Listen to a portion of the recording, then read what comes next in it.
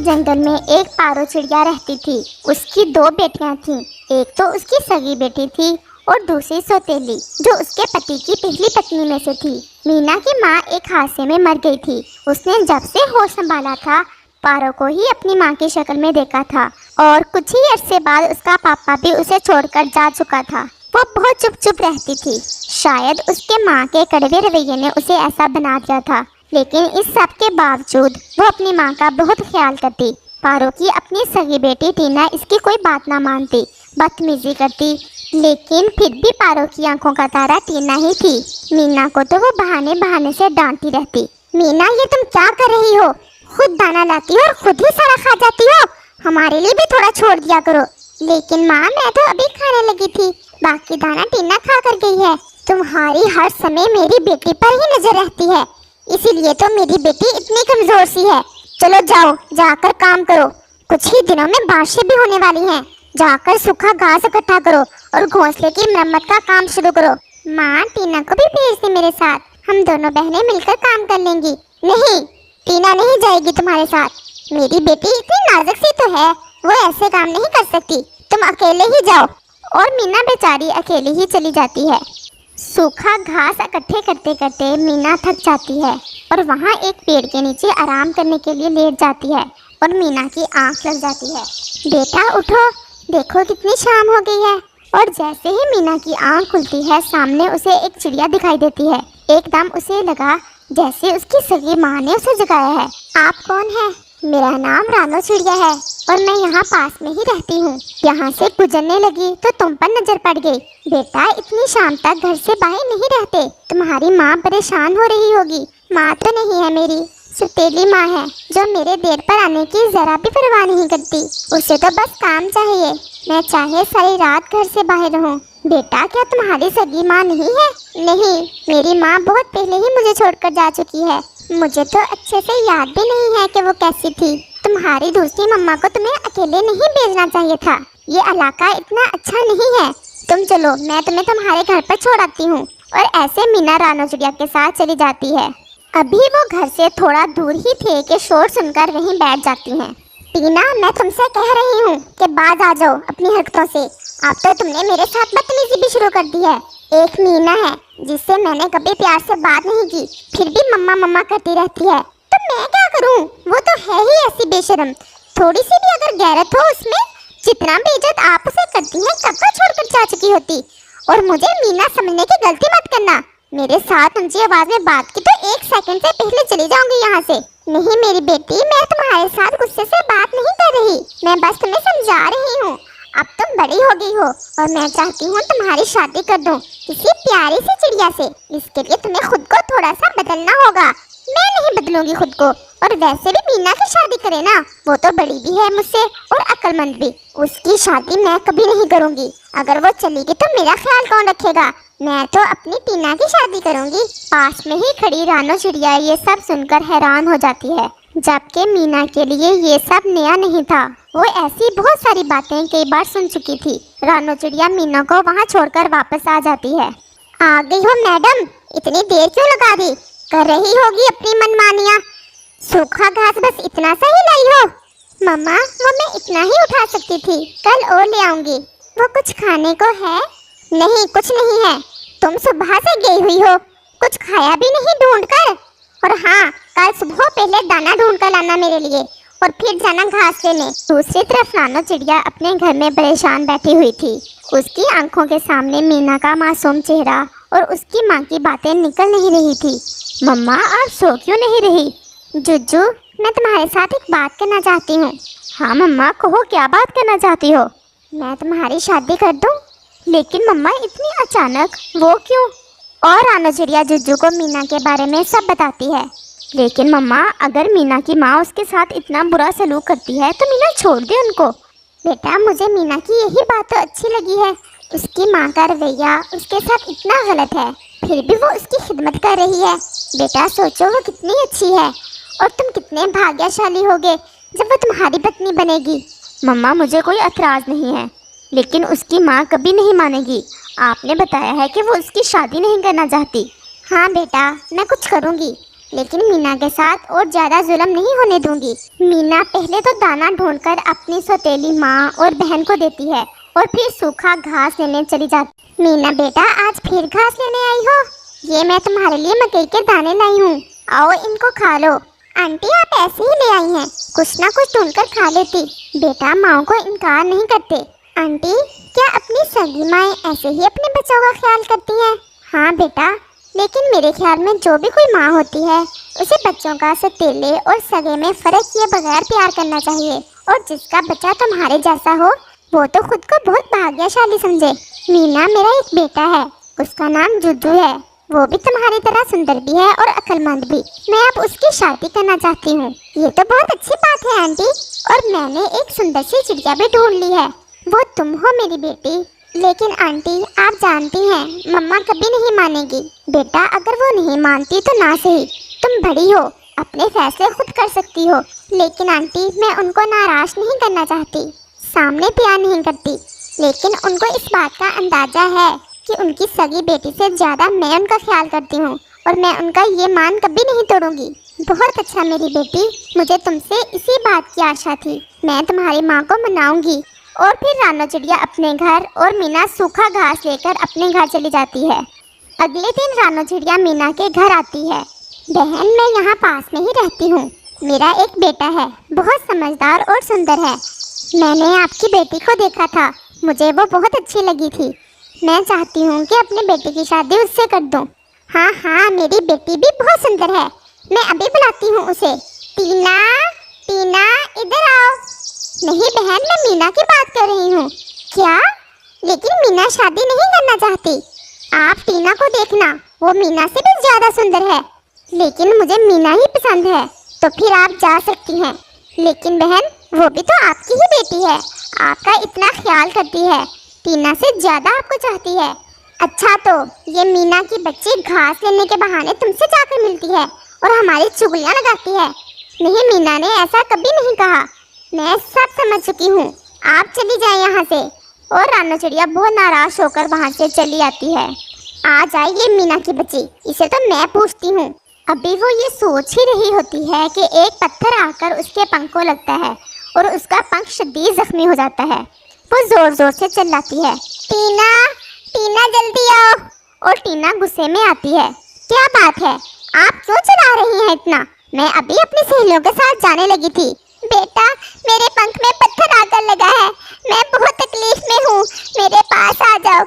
आपकी तो आदत है छोटी सी बात को इतना बड़ा बनाना। मैं जा रही हूँ, मीना आती ही होगी, वो देख लेगी आपको। और टीना वहाँ से चली जाती है।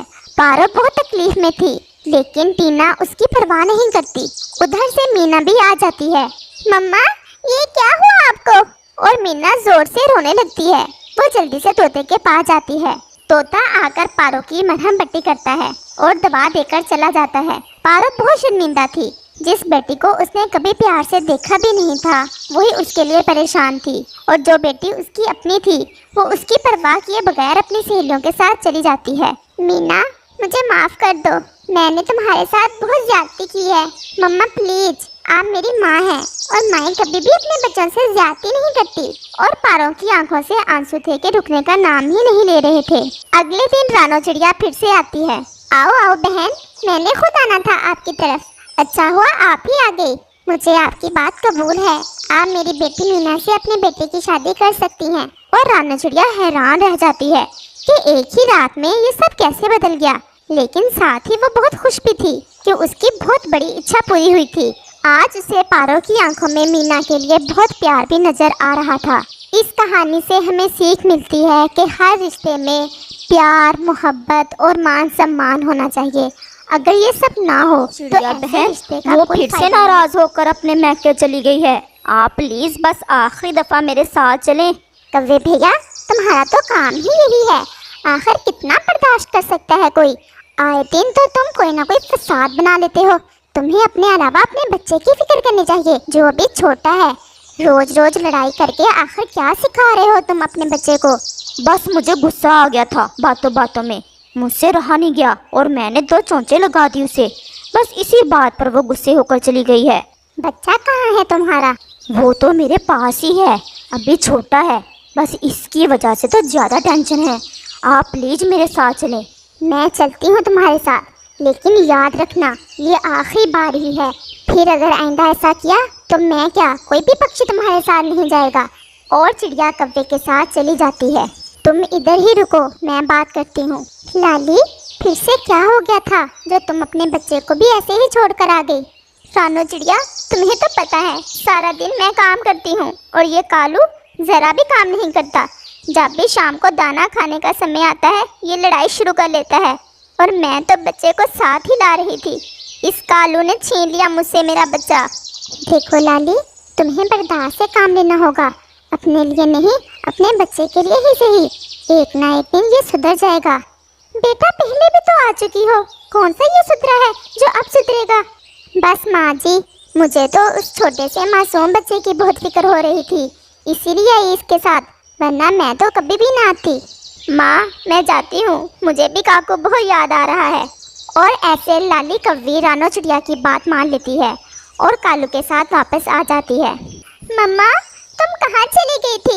मैं बहुत रोया तुम्हारे बगैर, लेकिन पापा मुझे डांट रहा था तुम्हारा नाम लेने पर। मैं आ गई हूँ अपने बच्चे के पास। और फिर ऐसे लाली कव्वी अपने बच्चे काकू से बहुत ज्यादा प्यार करती है। अपने इस बच्चे की खातिर ही ऐसे ना किया करो। बात को तुम बढ़ाती हो। लेकिन माने तक तो तुम ही जाते हो, मैं ही हूँ जो तुम्हारी इतनी चोंचे खाकर भी वापस आ गई हूँ। अगर कोई और होती तो कभी ना आती। और कौवा वहाँ से चला जाता है। और फिर ऐसे ही दिन और रात गुजरते गए। फिर एक शाम कव्वी अपने बच्चे को लिए बैठी थी कि कालू सारा दिन घूमता फिरता सैर सपाटे करता शाम को घर वापस आया। बैठी हुई हो, अपना पेट तो भर लिया होगा, मेरे लिए भी कुछ बचा के रखा है या नहीं? तुम सुबह से गए हुए थे फिरने, हमारे लिए खाना क्या लाना? अपना पेट भी नहीं भर सकते? मेरे पास तो सिर्फ 2 दाने थे गंदम के, जो एक मैंने भिगोकर काकू को खिला दिया और एक खुद खा लिया है। इसी बात पर कालू को बहुत ज्यादा गुस्सा आ जाता है और वह फिर से लाली को अपनी चोंच से मारने लगता है। लाली रोती हुई रानो चिड़िया की तरफ चली जाती है। क्या हुआ लाली, तुम क्यों रो रही हो? रानो चिड़िया, कालू ने आज फिर मुझे मारा है और मैं जल्दी से भागकर तुम्हारे पास आ गई हूँ। अब मैं वहाँ अकेली नहीं जा सकती, तुम बाकी पक्षियों को भी साथ लो और मेरा बच्चा मुझे ले दो, मैं अब इसके साथ नहीं रह सकती। देख लो लाली, क्या तन्हा अपने बच्चे को पाल सकोगी? पहले भी तो तन्हा ही पाल रही हूँ और मार भी खाती हूँ। मैं कर लूँगी, मैं अपने बच्चे की खातिर हर दुख सह लूँगी, लेकिन अब मैं यहाँ उस कालू के साथ नहीं रहूँगी। तुम चलो, मैं तोते को और साथ किसी और पक्षी को लेकर आती हूँ। कालू, कोई गैरत है तुम में? एक तो अपने परिवार के लिए कुछ करते नहीं हो और उल्टा हर समय तुम्हारा ध्यान लड़ाई में रहता है। मैं जवान हूँ, अपने लिए सब कुछ कर सकता हूँ, बस इस मनहूस को देखकर मुझे गुस्सा आ जाता है। मैं इसकी वजह से कुछ घर नहीं लाता। लेकिन हमने भी अब फैसला कर लिया है, तुम ये बच्चा लाली को दे दो और वो अब तुम्हारे साथ नहीं रहना चाहती। मैं भी नहीं रखना चाहता ये बच्चा, मुझे कोई ज़रूरत नहीं है परिवार की। ये ले अपना परिवार और दफ़ा हो जाए यहाँ से। अब मैं इसको मनाने के लिए कभी नहीं जाऊँगा। मैं जा रही हूँ, लेकिन तुम मेरी बात याद रखना, तुम्हें अभी ज़रूरत नहीं है ना इस परिवार की। देख लेना, एक दिन तुम पछताओगे जब तुम्हारे पंखों में ताकत नहीं होगी, फिर तुम्हें अपनी औलाद की याद आएगी। अगर मुझसे कोई गलती हो तो माफ़ करना, मैं अब कभी दोबारा इस जंगल में लौट कर नहीं आऊँगी। और रानो चिड़िया, तुम्हारा धन्यवाद जो तुमने हर मुश्किल समय मेरा साथ दिया। और फिर ऐसे लाली कव्वी अपने बच्चे को लेकर अपने मैके की तरफ चली जाती है। क्या हुआ है, आप सब यहाँ क्यों जमा हो? लाली, तुम्हारी माँ मर गई है। नहीं माँ, तुम भी मुझे छोड़कर चली गई, अब मैं किसके सहारे अपनी जिंदगी गुजारूंगी? माँ, मैं जल्दी से बड़ा होकर तुम्हारे सारे दुख मिटा दूंगा। जीते रहो मेरे बच्चे, बस अब तुम ही तो मेरा सहारा हो और मेरा सहारा मेरी माँ है। फिर लाली कव्वी अपनी माँ के घर में ही अपनी जिंदगी की शुरुआत करती है। काकू को अभी अच्छे से उड़ना भी नहीं आता था। वो अगर बाहर दाने के लिए जाती तो काकू की फिक्र हमेशा इसके दिल में रहती। और फिर ऐसे ही दिन और रात गुजरते गए और काकू अच्छे से उड़ना सीख लेता है। वो अपनी माँ से भी ज़्यादा तेज़ और ऊंची उड़ान लेने लगा और वो जवान हो गया। माँ, अब तुम ना रोया करो, तुम्हारा बेटा अब जवान हो गया है। हाँ मेरे बच्चे, अब मेरे सारे दुख मिट गए और मेरा गुजरा हुआ समय मुझे भूल गया है। अब मेरे सामने तुम हो तुम्हारी खुशियाँ हैं, घर है, सब कुछ है मेरे पास। काकू हर रोज अपनी माँ के लिए तरह तरह की चीज़ें खाने को लाता और हर समय अपनी माँ का ख्याल रखता, अपनी माँ से बातें करता और इससे खेलता। उधर कालू भी अब बूढ़ा हो चुका था और फिर एक रात जब वो सोकर उठा तो उसका एक पंख हरकत नहीं कर रहा था। ये क्या हो गया? मेरा ये पंख मेरा साथ क्यों नहीं दे रहा? वो बहुत कोशिश करता है उड़ने की, लेकिन वो उड़ नहीं पाता और वो बेबस होकर घोंसले में बैठ जाता है और आने जाने वाले पक्षियों को देखने लगता है। सुनो तोते, रानो चिड़िया को मेरा पैगाम देना। उसे कहना कि कालू कह रहा था प्लीज एक बार मेरी बात सुन जाए। मुझसे उड़ा नहीं जाता, नहीं तो मैं खुद आ जाता। हाँ कालू, मैं उधर जा रहा हूँ, मैं बता दूंगा रानो चिड़िया को। अब अकेले सड़ते रहो इस घोंसले में। अगर जवानी में अपने परिवार की रक्षा की होती तो आज तुम्हारे पास रौनकें होती। मैं अपने घर जाऊंगा तो मेरे बच्चे मेरे लिए तरह तरह के फल लेकर आए हुए होंगे। सब पक्षी अपने घरों में मजे की जिंदगी गुजार रहे हैं। बस एक तुम ही हो कालू जो अपने किए की सजा भुगत रहे हो। और ऐसे तोता कालू को 1 मिनट में इसकी सारी जिंदगी का आईना दिखाकर चला जाता है। तुम सच्चे हो तोते। कुछ गलतियां ऐसी हो जाती हैं जिनकी सजा सारी जिंदगी भुगतनी पड़ती है। रानो चिड़िया, मैं नदी से पानी पीकर आ रहा था। रास्ते में कालू ने आवाज दी और मैं रुक गया। वो बहुत बीमार है। कह रहा था कि रानो चिड़िया से कहना मेरी बात सुन जाए। मैं जाती हूँ तोते भैया। जी कालू, आज कैसे ख्याल आया मेरा? मेरी हालत पर दया करो। मेरा पंख काम छोड़ गया है। तुम मेरी पत्नी और बेटे को संदेश भेजो, शायद वो मुझे माफ कर दें। मैं संदेश तो जरूर दे दूंगी, लेकिन वो समय याद है तुम्हें जब तुम कहते थे मुझे इस परिवार की कोई जरूरत नहीं, मैं जवान हूँ। कहाँ गई तुम्हारी जवानी? ये मेरा बच्चा है, मेरी जान है इसमें, मेरा परिवार है। दुख सुख में हम एक दूसरे का सहारा बनते हैं। तुम्हारी सजा तो यही है जो तुम भुगत रहे हो, लेकिन फिर भी मैं तुम्हारा संदेश दे आती हूँ। लाली कैसी हो? आओ आओ रानो चिड़िया, ये कौन है तुम्हारे साथ? ये मेरी बेटी है और तुम्हारा बेटा काकू नजर नहीं आ रहा है। वो मेरे लिए दाना लेने गया हुआ है, बस आने ही वाला होगा। मेरा काकू अब जवान हो गया है, मेरा बहुत ख्याल रखता है। जिंदगी के सारे दुख भूल गई हूँ। रानो चिड़िया, तुम्हें तो सब पता है कितना मुश्किल समय गुजारा है मैंने जब काकू छोटा था। हाँ लाली, समय कितने जल्दी से गुजर गया। हम बूढ़े हो गए और हमारी औलाद जवान। आंटी कैसी हो? आप रानो आंटी हो ना? हाँ बेटा, मैं तुम्हारी रानो आंटी ही हूँ। लाली, मैं तुम्हें कालू का संदेश देने आई थी। आज उसने मुझे बुलाया था। उसका पंख काम नहीं कर रहा, वो अपने उजड़े घर में बैठा था। कह रहा था मेरी पत्नी और बेटे को बता आना। रानो चिड़िया, मेरे लिए वो उसी दिन मर गया था जब मैं अपने छोटे से बच्चे को लेकर आई थी वहाँ से। वो अगर अब परिवार ढूंढ रहा है तो ये अब नहीं हो सकता। जो उसने बोया वो काटे। और फिर ऐसे कालू कौवा ये अच्छे से जान लेता है कि परिवार के बगैर हम कितने बेबस हो जाते हैं। वो ऐसे ही कुछ दिन उजड़े हुए घोंसले में गुजारने के बाद मर जाता है। इस कहानी से हमें सीख मिलती है, हम अपनी जवानी जैसे गुजारते हैं, जो अपने बच्चों के साथ करते हैं, बुढ़ापे में हमारे साथ भी वैसा ही होता है।